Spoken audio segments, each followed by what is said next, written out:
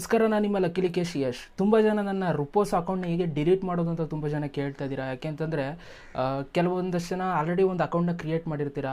So ಇವಾಗ ಒಂದು ಹೊಸ ಅಕೌಂಟ್ ಕ್ರಿಯೇಟ್ ಮಾಡ್ತಾ ಇದ್ದೀರಾ. ಸೊ ಇದರಿಂದ ತುಂಬ ಡಿಸ್ಟರ್ಬ್ ಆಗ್ತಾಯಿದೆ. ಹಳೆ ಅಕೌಂಟು ಡಿಸ್ಟರ್ಬ್ ಮಾಡ್ತಾ ಇದೆ ಬ್ರೋ. ಸೊ ಅದಕ್ಕೋಸ್ಕರ ಒಂದೇ ಅಕೌಂಟ್ ಯೂಸ್ ಮಾಡಬೇಕು. ಹಳೆ ಅಕೌಂಟ್ ಹೆಂಗೆ ಡಿಲೀಟ್ ಮಾಡೋದು ಅಂತ ತುಂಬ ಜನ ಕೇಳ್ತಾ ಇದ್ದೀರಿ.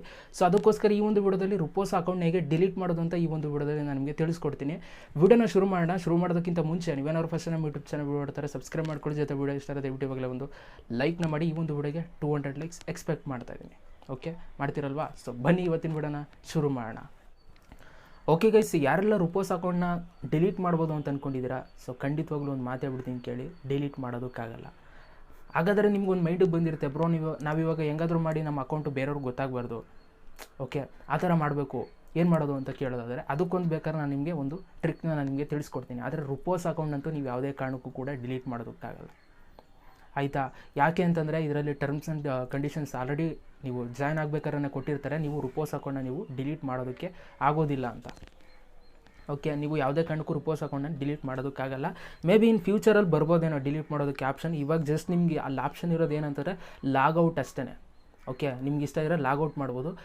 ಅದು ಬಿಟ್ಟರೆ ನೀವು ಇನ್ನೇನು ಮಾಡೋಕ್ಕಾಗಲ್ಲ. ನೀವೇನಾದರೂ ಬ್ರೋ ನಮಗೆ ನಮ್ಮ ಅಕೌಂಟು ಇರೋದು ಇಷ್ಟ ಇಲ್ಲ, ಅದು ಗೊತ್ತಾಗಬಾರ್ದು ನಾವು ಯೂಸ್ ಮಾಡ್ತಾಯಿದ್ದೀವಿ ಅಂತ ಅನ್ನೋದಾದರೆ ಅದಕ್ಕೆ ಬೇಕಾದ್ರೆ ನಾನು ನಿಮ್ಗೊಂದು ಐಡಿಯಾ ಕೊಡ್ತೀನಿ. ಏನಂತಂದರೆ ಸಿಂಪಲ್, ನಿಮ್ಮೊಂದು ರುಪೋಸ್ ಅಕೌಂಟ್ನ ತೆಗೀರಿ. ಓಕೆ, ಯಾವುದಾದ್ರು ಆಡಿಯೋ ರುಪೋಸ್ ಅಕೌಂಟ್ನ ತೆಗೆದುಬಿಟ್ಟು ನಿಮ್ಮ ಒಂದು ಪ್ರೊಫೈಲ್ ಇರುತ್ತಲ್ಲ, ಸೊ ಅದ್ರ ಎಡಿಟ್ ಪ್ರೊಫೈಲ್ ಮೇಲೆ ಕ್ಲಿಕ್ ಮಾಡಿ.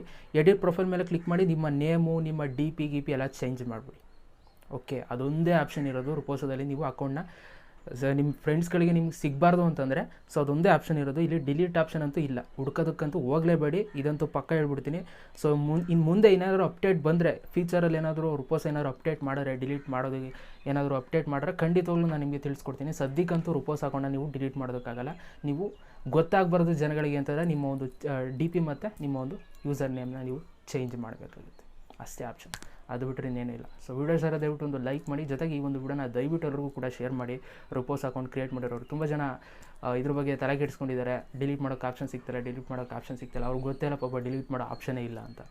Okay, thank you so much video ನೋಡೋದಕ್ಕೆ. ಮತ್ತೆ ಸಿಗ್ತೀನಿ ಎಲ್ರಿಗೂ. ಬೈ, ಜೈ ಹಿಂದ್, ವಂದೇ ಮಾತರಂ.